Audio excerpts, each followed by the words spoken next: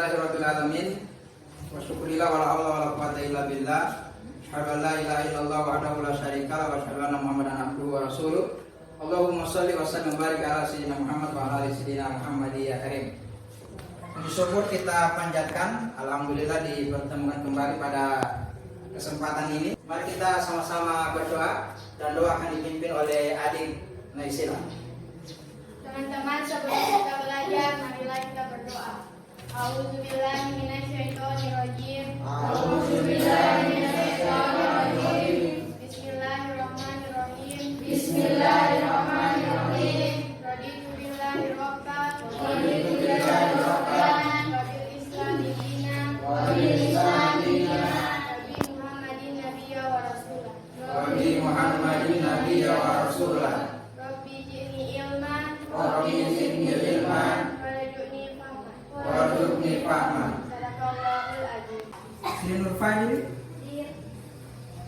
Adianano, Naisila, Hadir. Meilanda, Hadir. Alfian, Dion, Taufik. Bagaimana kabarnya hari ini? Alhamdulillah, luar biasa. Allahu Akbar.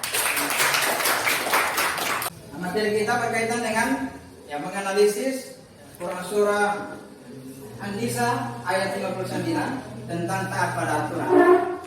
Bagian pertama mengidentifikasi hukum bacaan tajwid, menjelaskan asbabun nuzul, menjelaskan arti dan kandungan isi hadis ayat 59.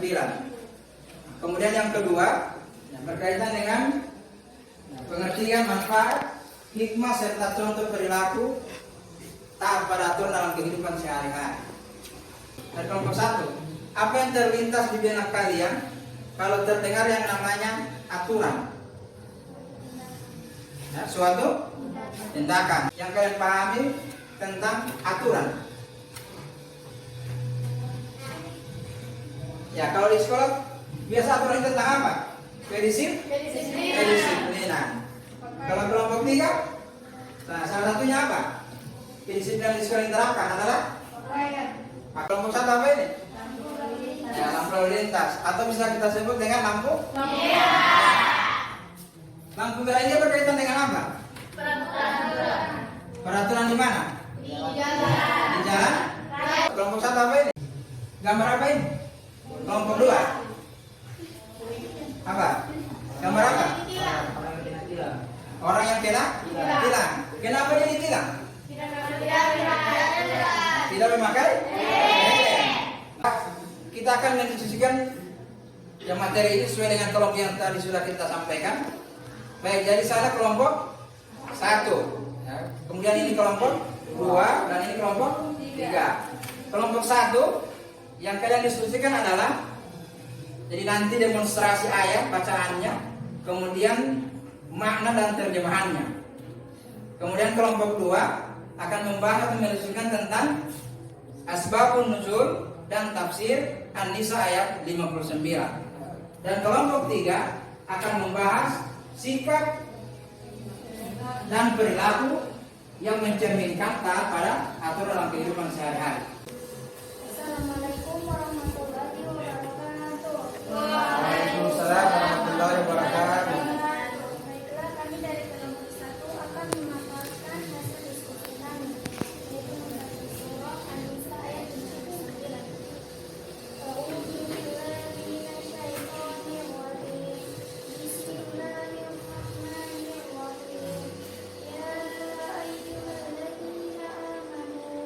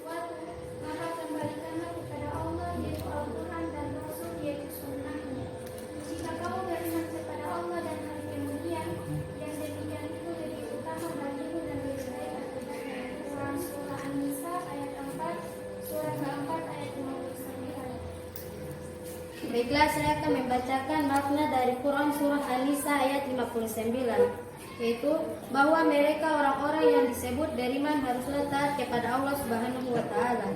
Rasulnya juga taat dan patuh pada ulil amri atau pemimpin atas diri mereka. Assalamualaikum warahmatullahi wabarakatuh. Waalaikumsalam warahmatullahi wabarakatuh. Kami dari kelompok 2 akan memaparkan hasil kami tentang asbabun nuzul. Asbabun nuzul atau sebab aturan ayat ini menurut Ibnu Abbas adalah berkenan dengan Abdullah bin Huzaifah bin Qais As-Sam'i ketika Rasulullah SAW mengangkatnya menjadi pemimpin dalam syariah atau perang yang sudah diikuti oleh Rasulullah. As-Sadi berpendapat bahwa ayat ini turun berkenaan dengan Amir bin Yasir dan Khalid bin Walid ketika keduanya diangkat oleh Rasulullah SAW sebagai pemimpin dalam syariah. Quran surat An-Nisa ayat 59 memerintahkan kepada kita untuk menaati perintah Allah, perintah Rasulullah SAW dan ulil amri. Pendapat satu, Abu Ja'far Muhammad bin Jarir At-Tabari. Abu ulil amri adalah umara, alul ilmi wal fiqh, atau mereka yang memiliki ilmu dan pengetahuan akan fiqh. Sebagian ulama yang lain berpendapat bahwa sahabat-sahabat Rasulullah SAW itulah yang dimaksud dengan ulil amri. Baik, sikap menjalankan berlaku itu ada beberapa contoh. Yang pertama, patuh terhadap orang tua. Yang kedua, menghargai sesama manusia dan juga menjaga nasihat dari orang tua. Assalamualaikum warahmatullahi wabarakatuh. Waalaikumsalam warahmatullahi wabarakatuh. Perkenalkan, nama saya Bella Galangkoro dari kelompok 2 ingin bertanya kepada kelompok 1. Mengapa kita harus taat kepada aturan? Baiklah, saya akan menjawab pertanyaan dari kelompok 2. Taat pada aturan adalah sikap tunduk kepada tindakan atau perbuatan yang telah dibuat baik oleh Allah Subhanahu wa Ta'ala, nabi, pemimpin atau yang lainnya. Assalamualaikum warahmatullahi wabarakatuh. Waalaikumsalam warahmatullahi wabarakatuh. Saya Sri Nur Fazri Tanahu akan memberikan pertanyaan kepada kelompok 2. Apa makna ulil amri dalam menafsirkan surat An-Nisa ayat 59? Oke. Assalamualaikum warahmatullahi wabarakatuh. Waalaikumsalam warahmatullahi wabarakatuh. Perkenalkan, nama saya Dion Bayahyo. Saya akan menjawab pertanyaan dari kelompok 2. Ada 4 pendapat dalam pengertian kalimat ulil amri, yaitu 1. Umara, para pemimpin yang konotasinya adalah pemimpin masalah keduniaan. Yang kedua, ulama dan fuqaha. Ketiga, sahabat-sahabat Rasulullah SAW. Keempat, 2 sahabat saja, yaitu Abu Bakar dan Umar. Sekian, terima kasih. Baik, berikan aplaus untuk semua kelompok.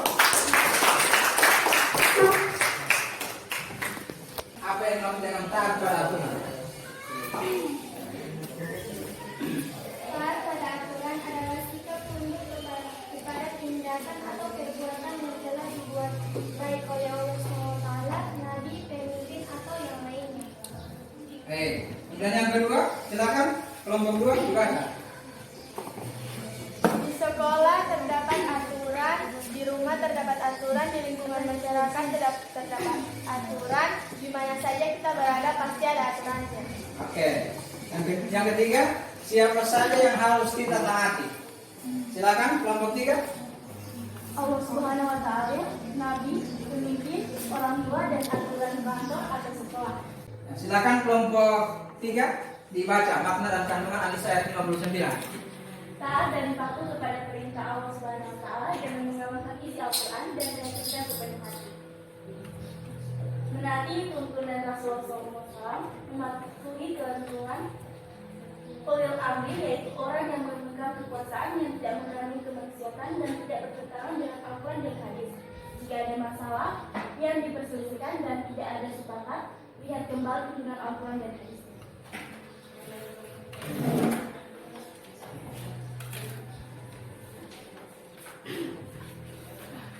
Selanjutnya kelompok 2, sikap dan perilaku yang mencerminkan ayat.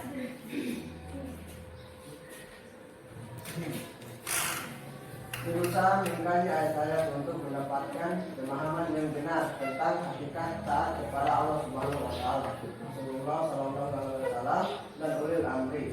Meyakini bahwa setiap perintah pasti mengandung manfaat dan setiap larangannya pasti mengandung mudarat, bahaya bagi manusia. Berusaha melaksanakan semua perintah Allah Subhanahu wa taala sekuat tenaga sesuai kemampuan dan menjauhi semua larangannya.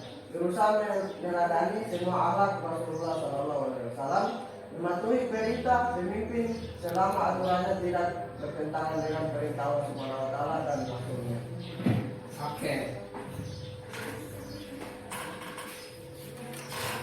Baik, selanjutnya hikmah. Nah, dibaca dari kelompok 1, silakan. Ini membacakan hikmah taat pada aturan. Dicintai oleh sesama manusia.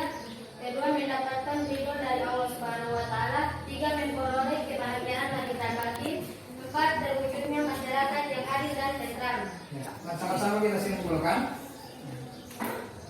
Jadi taat pada aturan adalah sikap tunduk kepada tindakan atau perbuatan yang telah dibuat oleh Allah Subhanahu wa taala, nabi, pemimpin atau yang lainnya. Kemudian refleksinya, jadi kita belajar dari filosofi traffic light atau yang kita kenal dengan lampu merah. Jadi mengatur mana yang boleh dijalankan dan mana yang tidak boleh. Sebab jika tidak punya aturan, maka yang terjadi adalah kekacauan dan kekacauan. Dan sebelum saya akhiri pertemuan ini, saya berikan tugas individu untuk kemudian bisa kita dipaparkan bersama di pertemuan yang akan datang. Tugas individunya adalah berkaitan dengan menerjemahkan Quran Surah An-Nisa ayat 59 dalam bentuk kata per kata. Ya, jadi terjemahannya dalam bentuk kata per kata.